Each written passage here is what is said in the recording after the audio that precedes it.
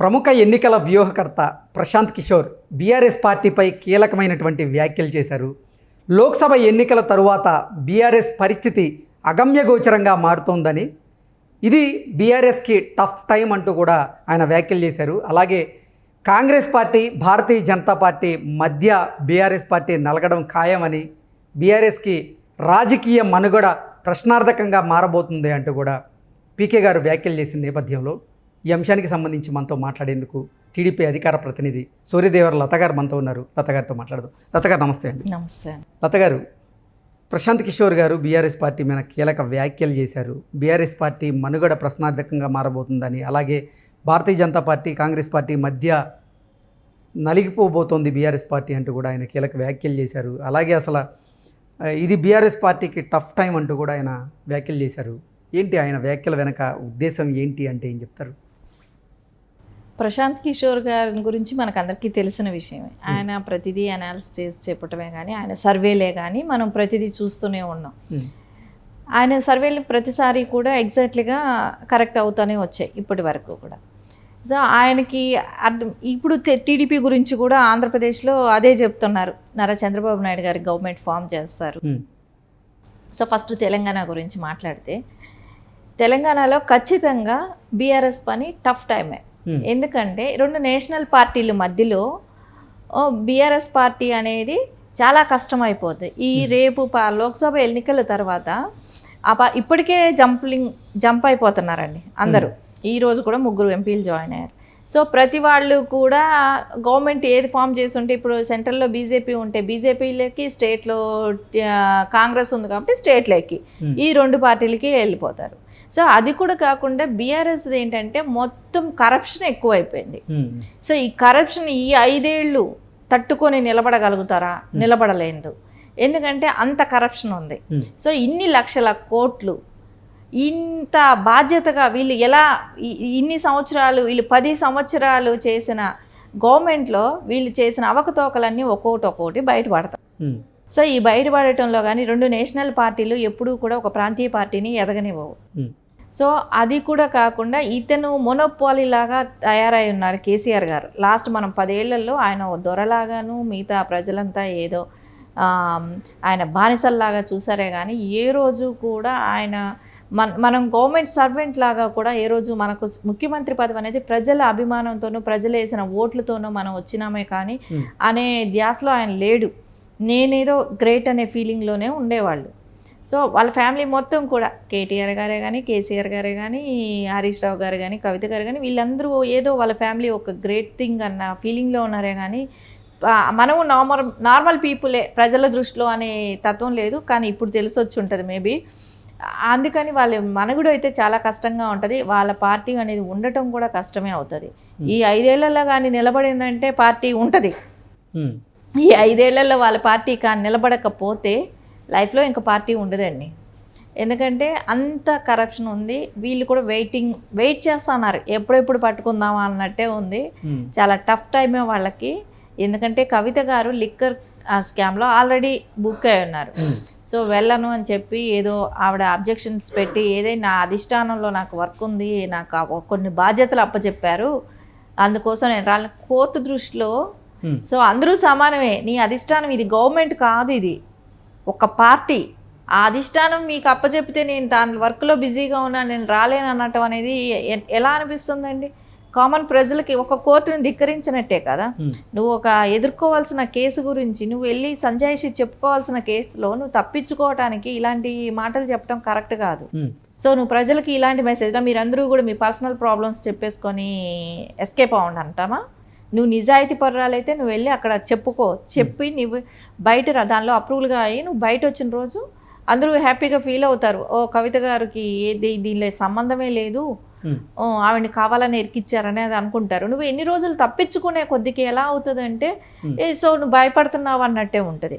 So ఇవన్నీ ఒక్కొక్కటి ఇప్పుడు హరీష్ గారికి కాళేశ్వరం, కేసీఆర్ గారికి, హరీష్ రావు గారికి, రేపు ఈ ధరణి, ఈ భూముల విషయాల్లో అన్నీ ఇంకా అవి చుట్టుకుంటాయి. ధరణి ప్రతిదీ విషయంలో వాళ్ళు ప్రతిదీ దానిలో కూడా ఎక్కడ స్కామ్ అనేది జరగకుండా చేసిన దాఖలాలు లేవండి. ప్రతిదీ ప్రతి దాంట్లో అవినీతి అవకతవకలు. సెంట్రల్ గవర్నమెంట్ స్టేట్ గవర్నమెంట్ రెండు కాసు కూర్చున్నాయి. సెంట్రల్ గవర్నమెంట్కి కూడా ఎందుకు కోపం అంటే బీజేపీకి కూడా ఈయన ప్రతి చోట నేను పార్టీ పెడతాను, నేను చాలా గ్రేట్ అనే ఫీల్ అయ్యాడు. సో 500 కార్లు 600 కార్లతో మహారాష్ట్ర వెళ్ళాడు. అక్కడ నేను ఏదో చేస్తాను థర్డ్ ఫ్రంట్ అని వాళ్ళని వీళ్ళని కలిసి వచ్చాడు.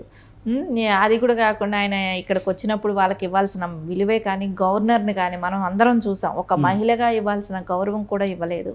అదంతా వాళ్ళలో ఉంటుందండి, ఎలా వదులుకుంటారు? వాళ్ళకి ఛాన్స్ వచ్చింది ఇప్పుడు, సో ఖచ్చితంగా వాళ్ళు అదే పాటిస్తారు. ఇంకోటి అదే ప్రశాంత్ కిషోర్ గారు ఆంధ్ర గురించి మాట్లాడారు అని అంటే అక్కడ అదే వైసీపీకి అతను లాస్ట్ 5 years బ్యాక్ మద్దతు తెలిపాడు.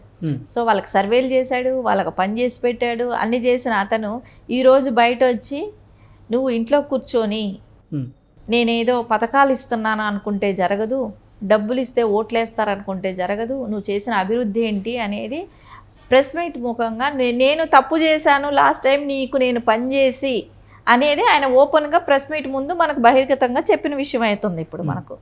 సో చంద్రబాబు నాయుడు గారు చేసిన డెవలపే కానీ ఆయన ఇంకో 5 years ఉండుంటే ఇంకా ఎంత డెవలప్ అయ్యేదే కానీ ఇవన్నీ కూడా మనకు ఖచ్చితంగా ప్రజలకి తెలుసు ఆయన ఉంటే ఎంత బాగా ఉండేదో స్టేట్ అనేది.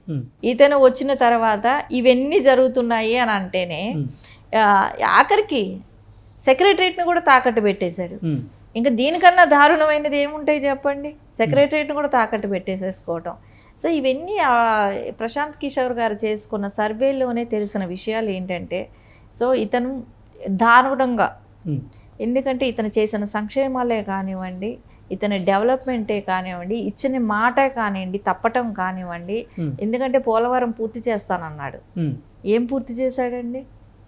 ఓకే, ప్రస్తుతం తెలంగాణలో జరుగుతున్నటువంటి రాజకీయ పరిస్థితులు పరిణామాలను చూసిన తర్వాతే ప్రశాంత్ కిషోర్ బీఆర్ఎస్ పార్టీ మీద ఇటువంటి వ్యాఖ్యలు చేశారా, లేదంటే ఇక్కడ ఆయన ఒక సర్వే చేయించి సర్వే ప్రకారంగా అసలు పార్లమెంట్ ఎన్నికల తర్వాత బీఆర్ఎస్ పార్టీ పరిస్థితి అగమ్యగోచరంగా మారబోతుంది అంటూ వ్యాఖ్యలు చేశారా అంటే ఏం చెప్తారు?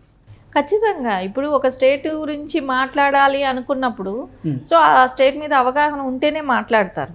సో ఆయనకి అవగాహన ఉంది కాబట్టి ఆయన సర్వేలు ఆల్రెడీ చేయించుకున్నారు కూడా, లాస్ట్ ఎలక్షన్ కూడా చేసే ఉంటారు, ఇప్పుడు కూడా లోక్సభ వస్తుంది, ఆల్రెడీ ఆయనకున్న ఇన్ఫర్మేషన్ ఆయనకు ఉంటుంది. సో ఖచ్చితంగా బీఆర్ఎస్ అనేది ఈ ఎలక్షన్లో నేను అనుకుంటున్నాను చాలా దారుణంగా, రేపు లోక్సభలో కూడా వాళ్ళకి ఏం పెద్దగా మెజారిటీ వచ్చేసి ఏదో గొప్పగా సీట్లు వచ్చేసేది ఏమీ ఉండదండి.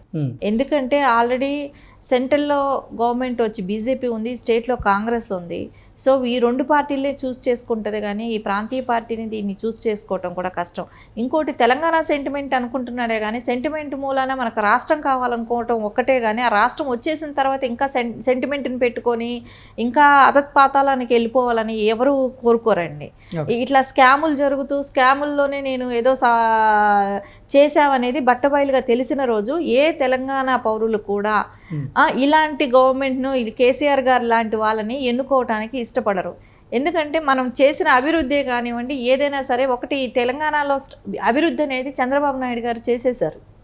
సో అది ప్రాసెస్ నడుస్తుంది. ఇప్పుడు అండి ఒక హైటెక్ సిటీ ఇది సాఫ్ట్వేర్కి జోన్ అని చెప్పి ఆడ కట్టినప్పుడు ఆ చుట్టుపక్కల కంపెనీలు ఆటోమేటిక్గా వచ్చేస్తాయి, అది ఆటోమేటిక్గా వచ్చేసాయి. సో నువ్వు వచ్చిన తర్వాత అక్కడ నేను సింగపూర్ చేసిన ఇది చేసిన అంటే అది చేసింది ఎవరు? స్టార్టింగ్ చంద్రబాబు నాయుడు గారు చేసేసారు. అది చేసేసిన దాని మూలాన అది ఆటోమేటిక్గా డెవలప్ అయిపోయింది. సో మెట్రో ఈ ప్లానింగ్లన్నీ కూడా ముందే జరిగిపోయినటివే, ఎయిర్పోర్ట్లు అవన్నీ కూడా ముందే జరిగిపోయినటివే.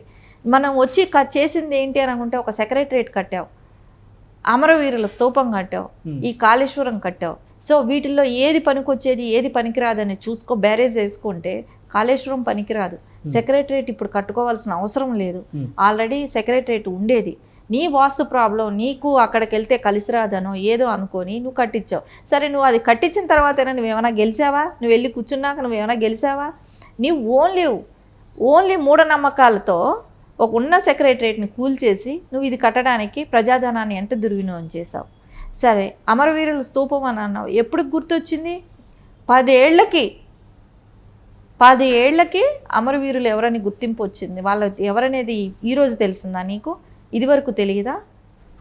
ఇదివరకు ఆలోచించి ఉండాలిగా. సో వాళ్ళకు కూడా అమరవీరులు వాళ్ళను కూడా సన్మానించడం సత్కరించడం అనేది ఎప్పుడు చేసావు? ఎలక్షన్ బిఫోర్ చేసావు, ముందు పట్టించుకోలేదు వాళ్ళ గురించి. అదన్నీ ప్రజలకి తెలుస్తుందండి. తెలంగాణ సెంటిమెంట్ ఎంతవరకు? మాకు రాష్ట్రం కావాలి అంతవరకే. సో అది వచ్చేసింది, ఇంకా అవసరం లేదు. డెవలప్మెంట్ కావాలి, ఉద్యోగాలు కావాలి మా పిల్లలకి, వాటి మీదే వాళ్ళ ఇది. కానీ మాకు డెవలప్మెంట్ చూపెట్టని కోరుకుంటారే కానీ నువ్వు బతకటానికి నీ కోసము తెలంగాణ స్టేట్ అందరి ప్రాణాలు త్యాగం చేసి నీ కోసం స్టేట్ తీసుకొచ్చి ఇవ్వలేదు కదా, నీ కుటుంబం కోసం ఇవ్వలేదు కదా. సో అది ప్రతి తెలంగాణ పౌరుల్లోనూ ఉంది. పార్టీలు కూడా మేబీ బీఆర్ఎస్ని మటుకు కాంగ్రెస్ కానీ బీజేపీ కానీ ఇంకా ఎదగనివ్వటం అనేది కష్టం అండి. ఆ పార్టీ మనుగడైతే కష్టమే. ఓకే ఓకే అండి, thank you. Okay, thank you.